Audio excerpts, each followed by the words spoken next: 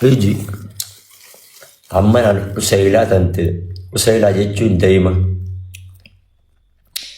amman akkanatti laasee dadhamee akkanatti ilaalutti wallaahi watallaahi wabillaahi zariin dhiiraa si moggaan baatu.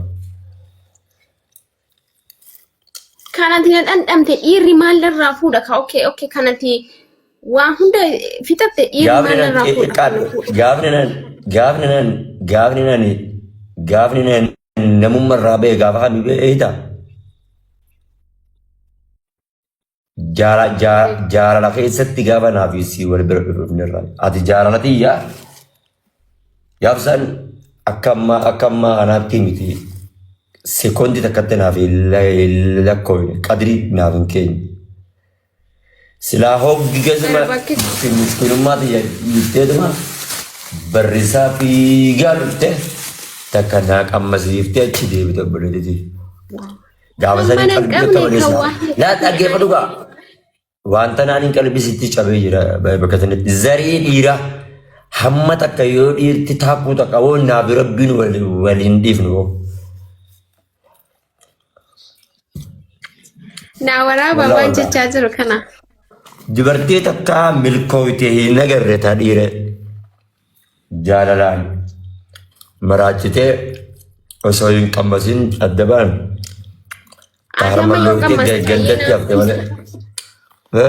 Ati amma yoo qammaste naaf dhiiste jechuudha.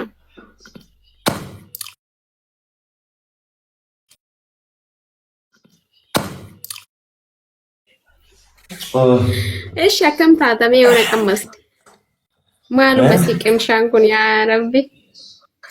Yoo na qammaste akkam ta'udha.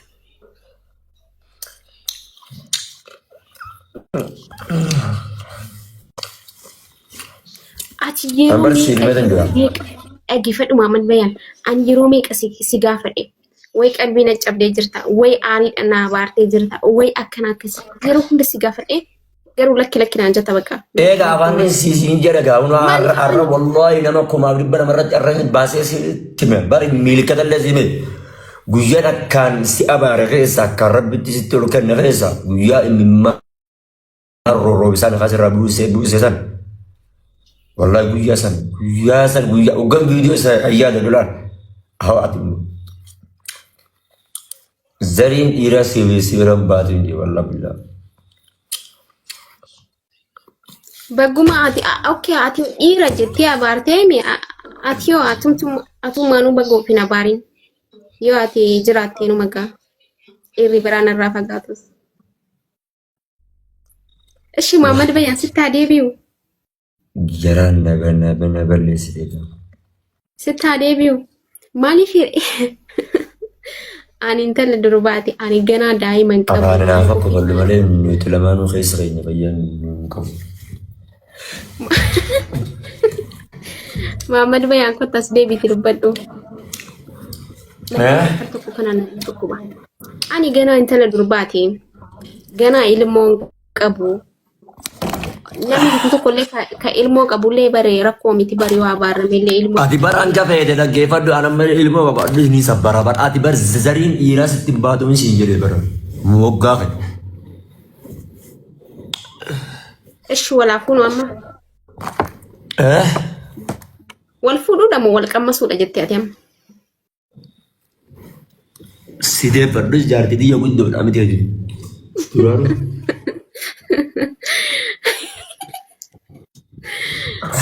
maal ta'u jirta taayika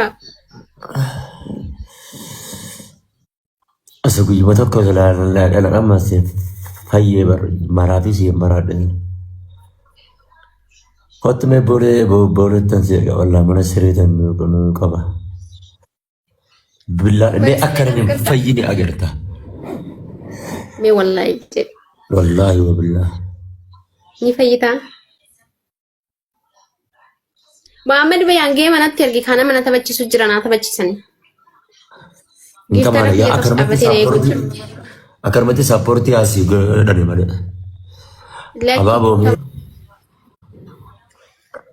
akarmati mee sapporti godha aboodha qara hojii jira. Wayne MCisa walla billaa. Miseenjara keessa gadi qabdeen argisiiftu uummata irratti argisiiftaa dabbiitii lammaas. Messenger keessa maaltu jira? No. Wallahi billah ummata nama 500 na jala jira. Yoon si adabee messenjera gadi qabdeeti laala messenjera kanatti gadi qabdee silkii lama qabdaa nama wajji haasawaa jirtu kanatti takka takkaan na argisiiftu. Adabbiin takkitti tarabicha.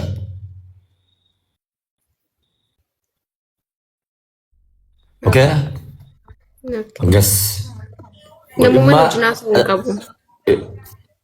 Nama hojjaa ta'uuti ammallee lammaffaa an barga booni afaanin wanni nama siin jettuun qalbii sitti hin fakkaatin booni wallaahi watallaahi dhaggeeffadhu nama 600 jala jaraa miti atammallee qalbiidha godhaa jirta waa'ee si abaaruu sana guyyaa milikkata yoo yaadatte imaamaa asiin deddeebisee imimmaan buusaa bu'aa harka kanatti qabeenyi haasaa sirraa buusa takka inni yaadatta mire nama 12,000 jiran Facebook irratti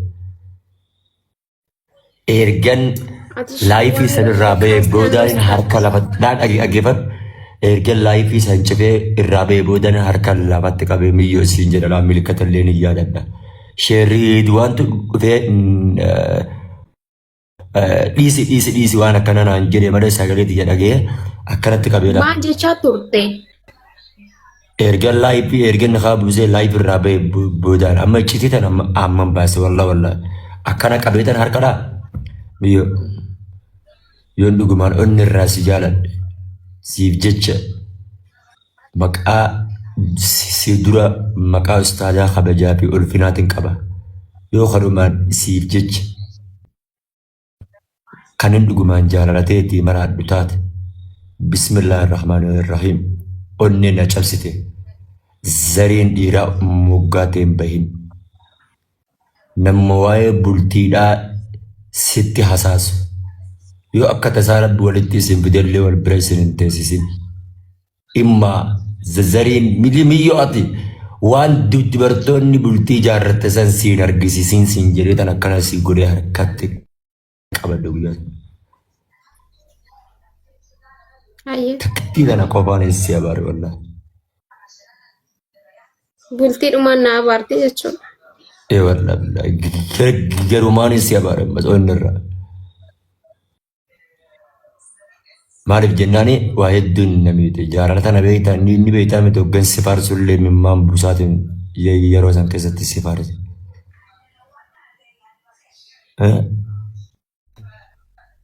Waa meeqa siin jedhee si barsiisee ammallee si haa jibbise. Ammallee akkanumaan tus. Jannata keessatti oneerumoo yaani yoo duniyaa irratti dhabame kaa'adha. Bar jannata baantaa jannata keessa namni duniyaa irra jaalalaan nama gubee jannata keessatti eenyu fuudha. Mee wala jedhin beekanii. Nama gubdee dhufte jedhanii yaawwa.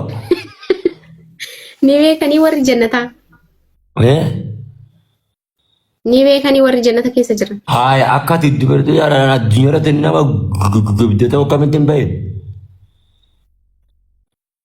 Ishatan madhiifama yoonaaf gootee marrakkoo qabash akkamiin taa'u. Wallaahi wa billaahi wa tallaahi qasaman billaahi hammana akkanatti si tuttuqee laaluu dhiifama si kun. Irrabba. Yaa waamma.